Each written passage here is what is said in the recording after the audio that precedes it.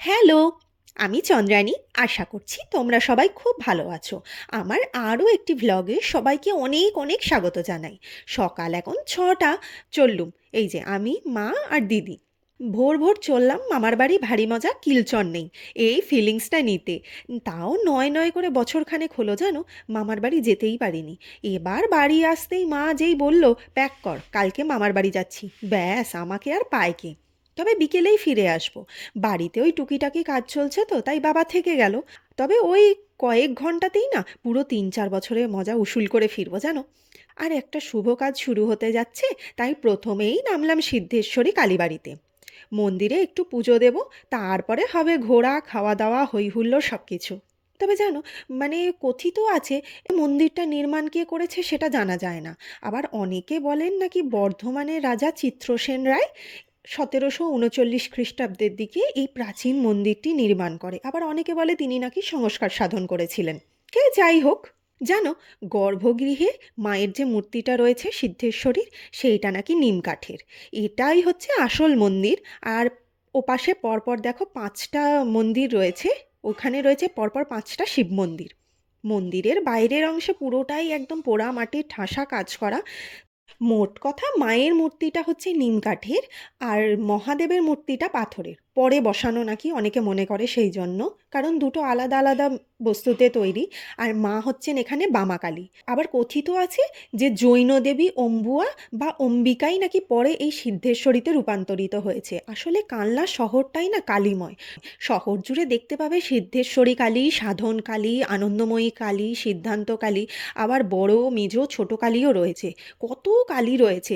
আবার অনেকে ভাবে যে কালী থেকেই নাকি এই শহরের নাম কালনা। তো এখনো পর্যন্ত কালনা রেল স্টেশনের নাম কিন্তু অম্বিকা কালনাই। এখানেই আবার ওই সাধক কমলাকান্তের জন্মভিটেও রয়েছে। আর এই যে সিদ্ধেশ্বরী মা, সারা বছর মাকে দর্শন করা যায়। শুধুমাত্র কোজাগরী পূর্ণিমার পরের কৃষ্ণা পঞ্চমী থেকে কৃষ্ণা ত্রয়োদশী পর্যন্ত মা দিগম্বরী অবস্থায় থাকে, তাই মন্দিরের দরজা বন্ধ থাকে।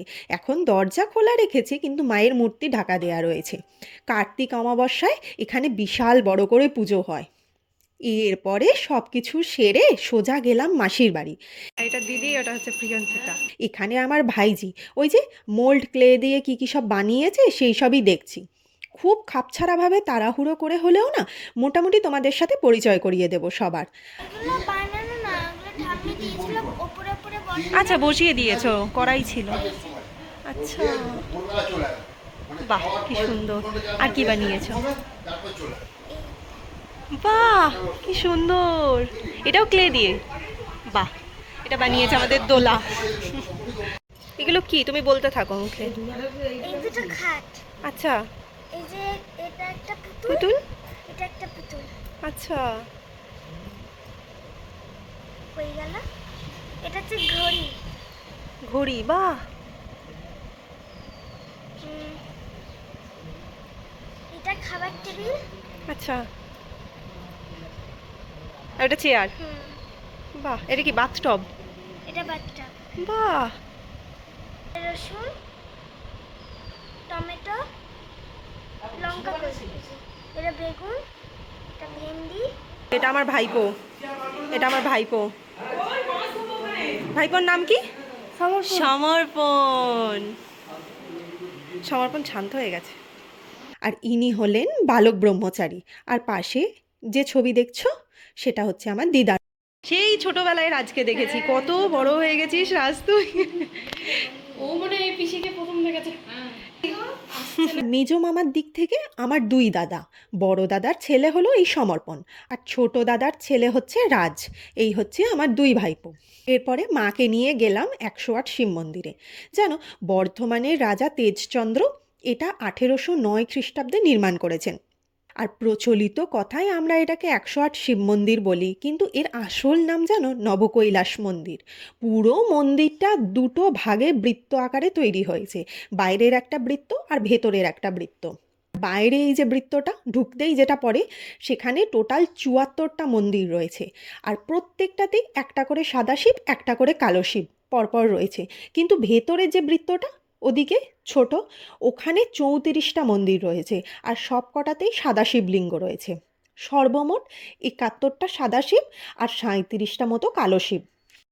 রোদে হচ্ছে তো না হলে হুম রোদেই ভালো হবে। হুম রোদে ভালো হবে, ন্যাচারাল, দেখেছি ন্যাচারাল লাইট তো।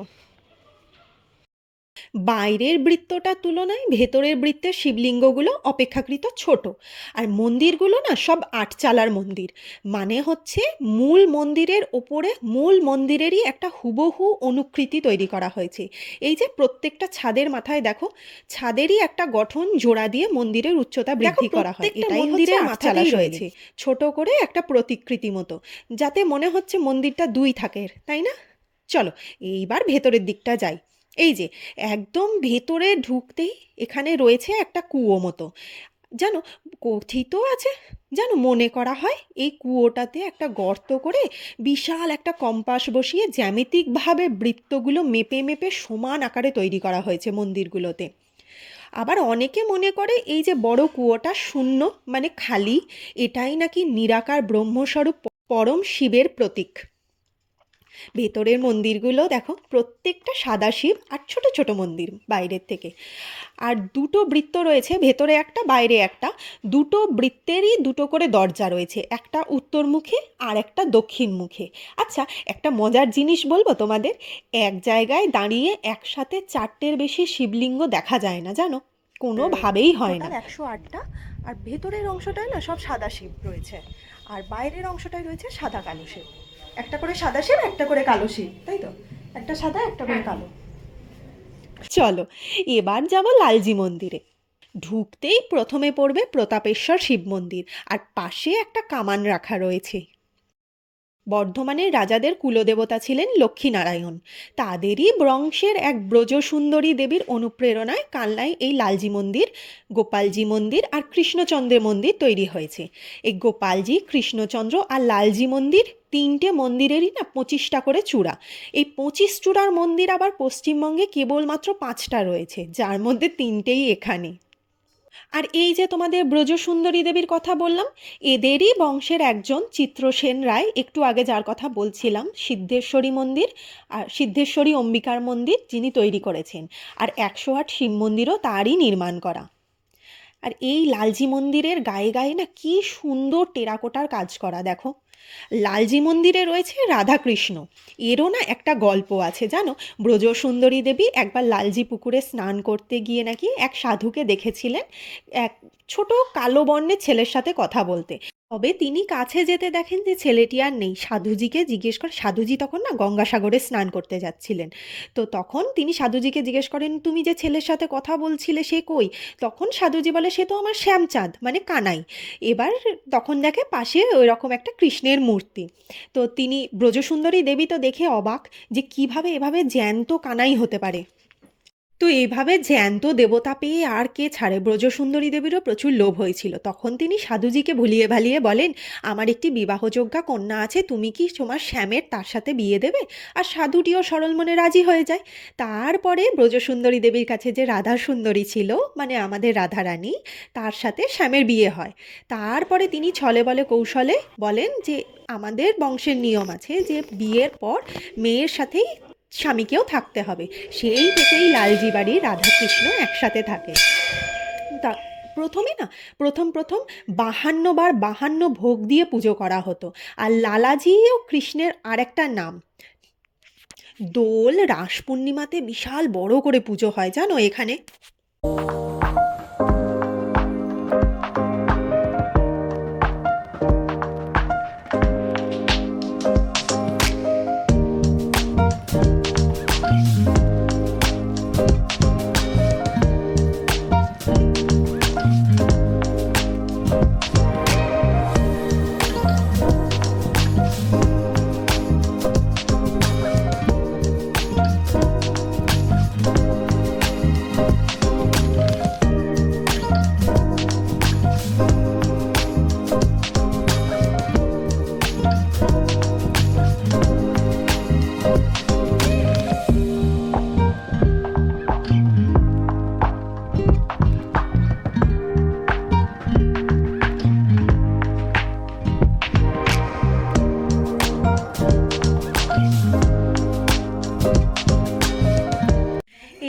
মন্দিরে দুপুরে ভোগ প্রসাদও দেয়া হয়, তার জন্য আগে থেকে তোমরা যদি কুপন কাটো তাহলে এখানে বসিয়ে ওনারা ভোগ খাওয়ান। থাকতো মা। এখানে আমার এক পিসিমা, মানে সম্পর্কে আমরা পিসিমা বলতাম, মানে পিসিমার থেকেও আপন ছিল। সুবল মাসি। হ্যাঁ, সুবল পিসিমা। দি কি খেতে মা? বড়ি আচার এগুলো দিত? হ্যাঁ, পিসিমা কিন্তু এখানে বড়ি করতেন নিজে হাতে, ছোলা ভেজে ছোলা ছাতু করতেন। বাহ। এই ছাতু খেতে এত ভালো লাগতো না, মুখে লেগে আছে এখনো।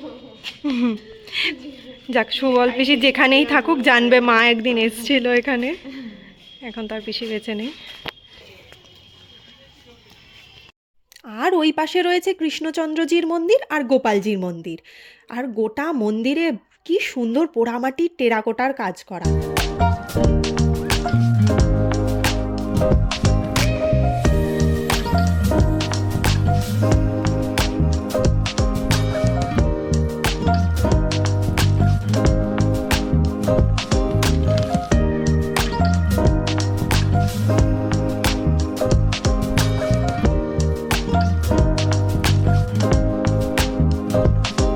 কি আছে এটা? শিব ঠাকুর। বাহ, তাই? বলছে বড় একটা শিব ঠাকুর আছে। হ্যাঁ, আমার এইচএসে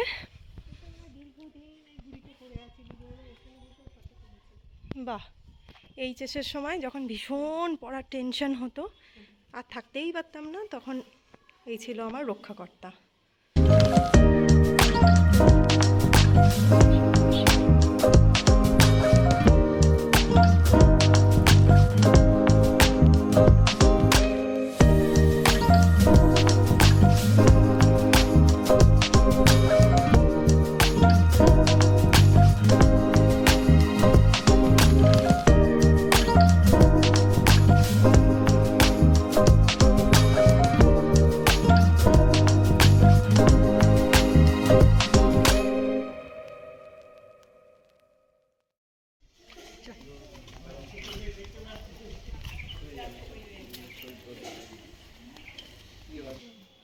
হ্যাঁ, ঠিকই বলেছো।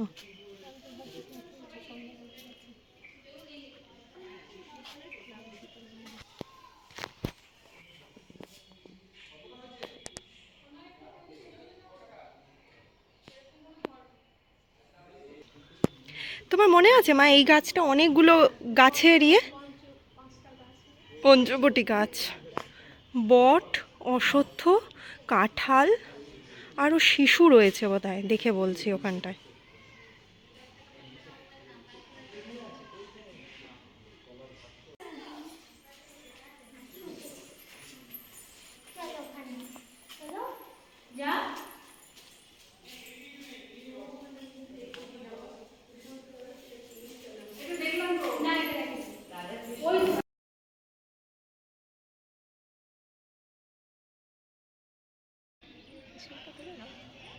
হ্যাঁ, উঠেছে।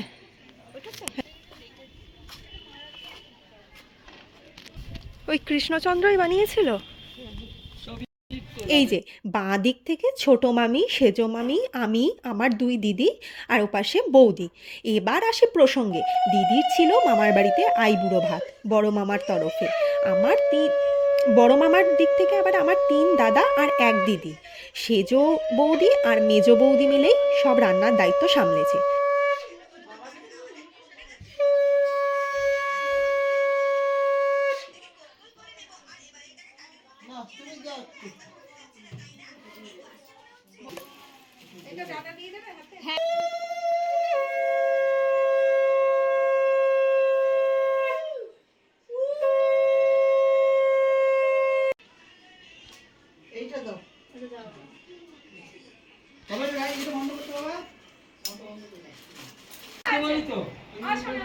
এদিকটা আসো।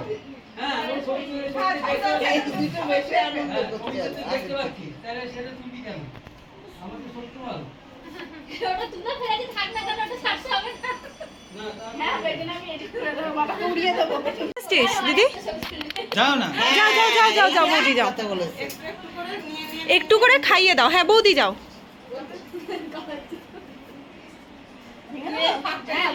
হুম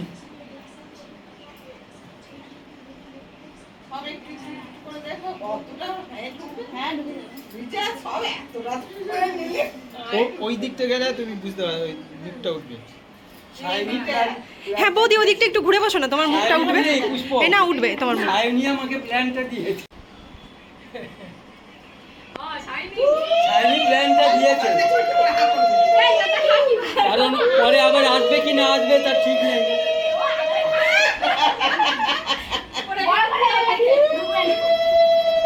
এদিকে তাকাও একবার। এই যে এই হচ্ছে আমার ছোট বৌদি।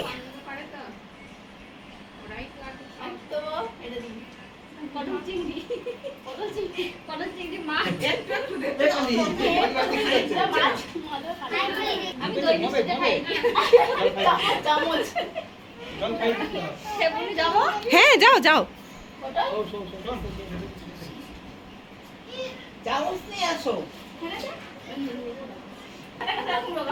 এ দিদি তুই খেতে থাক, আমি আছি হ্যাঁ, তোর সাহায্যের জন্য, আমি আছি। কোনো চিন্তা নেই তোমার, খাও। হ্যাঁ হ্যাঁ এদিকে জল খাও। তুমি খেতে থাকো, যেটা যেটা তোমার পছন্দ মতো খেতে থাকো। তোমার যেটা যেটা না না এমনি হয়।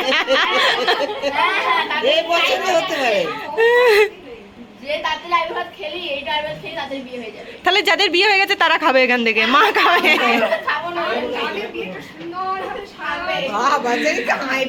বড় মামি, মায়ের এই হচ্ছে আমার বড় মামা। এই যে বাচ্চা পার্টি, দাঁড়া ভাই, দাঁড়া। এই যে একটু হাই বলবে নাকি? এটা হচ্ছে এটা হচ্ছে আমার ছোট দাঁড় মেয়ে, আমার ছোট্ট ভাই। বাচ্চাই ফোন নিয়ে ঘাটছে, আমি সবাইকে দেখিয়ে দিচ্ছি কিন্তু সারাদিন ফোন নিয়ে ঘাটে এরা। সবাই হাই কর, সবাই হাই কর। তোমরা কেমন আছো জানতে চেয়েছে কিন্তু সূর্য। ঠিক আছে, আমি যে ভোজন রসিক সেই প্রমাণ তো তোমরা এতদিনে পেয়েই গেছো। নতুন করে আমি আর রেসিপি কি কি আছে বলতে পারছি না, আমার জিভে জল চলে আসবে ভয়ে সবার দিতে দিতে। দিদি ওদিকে খাচ্ছে খাক, আমি টেনে টেনে আমার যেটা ভালো লাগছে খেতে আছি। তবে হ্যাঁ, আলু পটলের সবজি হয়েছিল, ডাল, আর তার সাথে ওই যে গলদা চিংড়ির সর্ষে দিয়ে একটা কারি মতো হয়েছিল, রুই মাছের কালিয়া ছিল, আর একটা মিক্স সবজি মতো ছিল শাক দিয়ে, চাটনি, দই, মিষ্টি সব কিছু তো ছিলই। চলো আর কথা বলবো না, এবার খেতে থাকি।